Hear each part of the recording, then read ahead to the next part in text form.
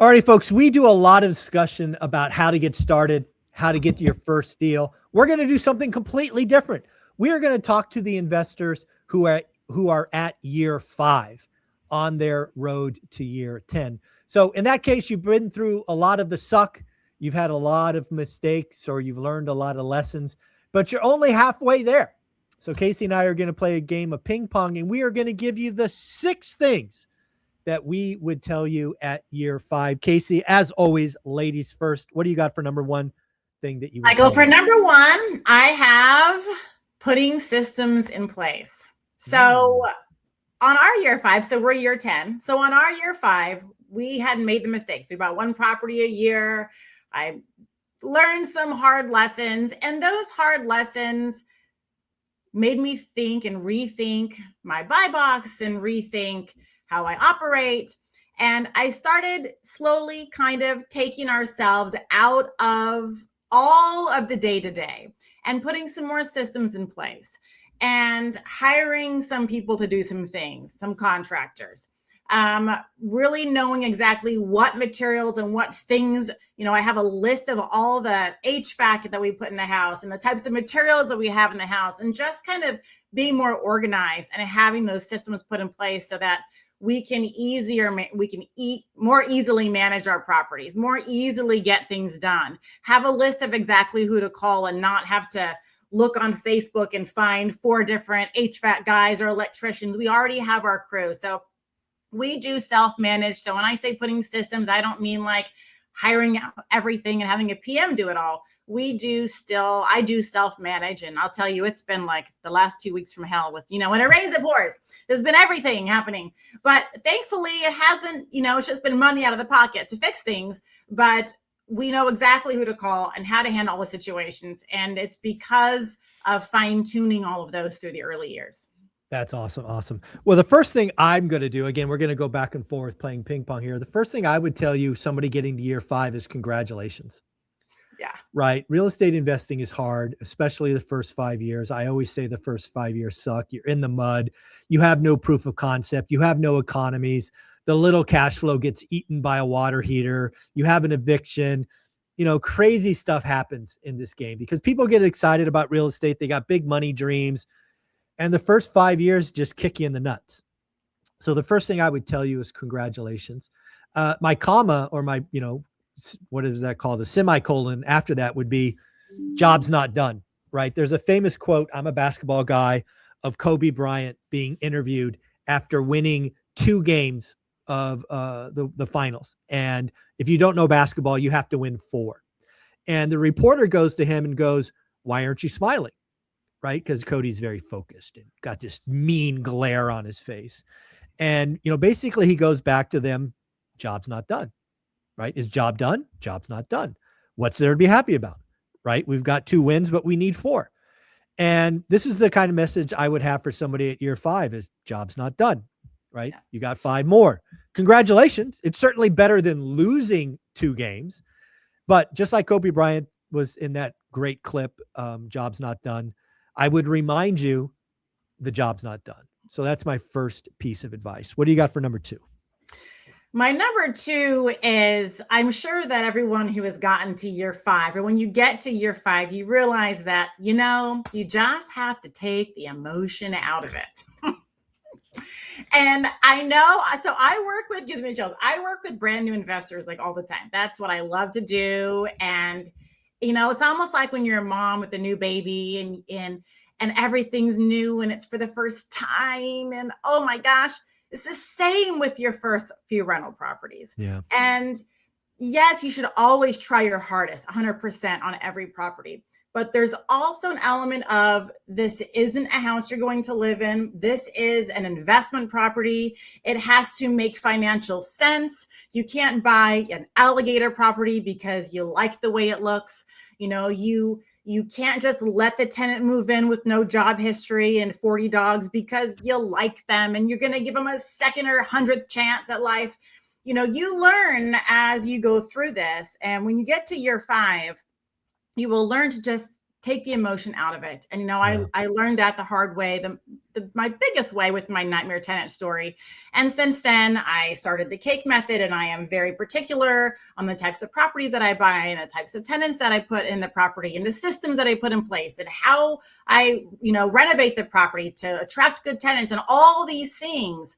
But you rip your heart out and you put it on the floor, and you remember that this is an investment property, and no one is going to care or take care of your property as much as you will. And so, yes, so that's my next one is. Well, do me a favor. We've talked about the cake method a bunch in past videos. Why don't you give a little taste or tease here? And if people want to learn more, they can obviously reach out to you or go to Brick by Brick. But what is the cake method? And before I get to number 2. Sure. So the cake method is, it's basically, it's not like the Burr method or all that, but it is a method that it's like, if you follow this sort of framework, you're going to have foolproof properties that are going to appreciate and cash flow. And cake method stands for C is choose quality neighborhood, quality market, quality tenants, quality over quantity. Okay. A is add value. So add value to the property, whether it's forced, appreciation by making renovations or letting time do its thing, but we're going to add value to the property. K is keep it. So this means 30-year fixed debt. This doesn't mean 10-year, 5-1, 7-1 arms, all these things are being tricky. We want to keep the payment the same as much as we can as possible. And then E is earn. If you do all those things, you earn. And we can't forget that we earn in a lot of ways. We don't earn just by the little cash flow every month, okay? We also earn.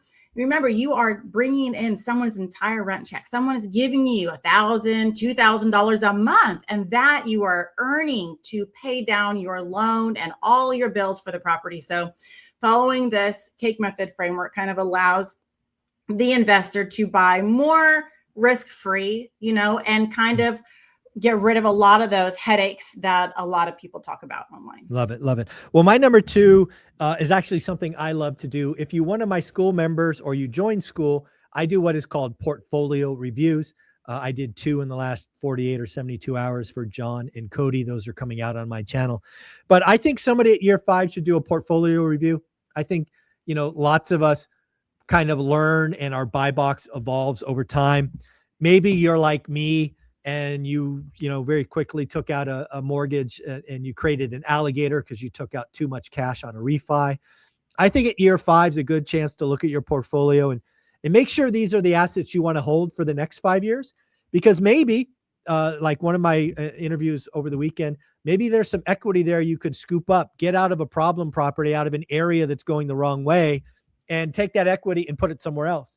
So again, I've talked to people over the years that, hey, they're like, Michael, I'm at 7 units, but one of my properties is causing me a problem. What should I do? I'm like, sell it. And they're like, you don't understand. I'm at 7. I don't want to go to 6. I'm like, dude, that property, like there's nothing magical about 7. That one property is causing brain damage.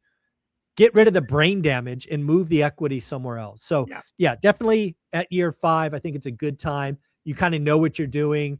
Again, your buy box probably has evolved. And make sure you have the assets that you want to grow with for the next 5 years. So what's the last one, Casey? So my last one is, if you've gotten to 5 years and you're growing a portfolio, you have some knowledge and you have some knowledge to share. So my advice is to help others. Talk to your friends, talk to your family, get involved online and help. You have more knowledge. One of my sisters said something to me once. She said, you just need to have like 10% more knowledge than the person before you to help them. Yeah. Just a little 10%. Imagine the knowledge that, I got to get more chills. Imagine the knowledge that you've learned in 5 years. You can help others. Join Michael's school community. Help. Get into another community. Help. Go attend some local meetups. Yeah. Join your local national RIA group and advise others. Help people. I love that. Well, my final one is don't get bored. I've done probably 20 to 25 portfolio reviews, and probably half the time the investor got bored and they tried something else. And most of the time that try something else didn't work. Maybe it was a distraction. Maybe they lost a little bit of money, or worse, they went backwards, right? If you like, I remember a couple of my portfolio reviews. they have a model that's working, and they've done it 7 times and it's working every time. But for some reason at year 5, they get bored and they're like, God, I don't want to do this an 8th time. And I will remind you that it's working every time. I love this one. But they get bored and they take a right turn because, they're bored. I'm like, who cares? Trust me, folks, if you are printing money, stand by the printer and keep printing money. It's okay to be bored. Just keep going. I love it, Michael, because I'm so smiling because, we've been there like, oh, this is boring.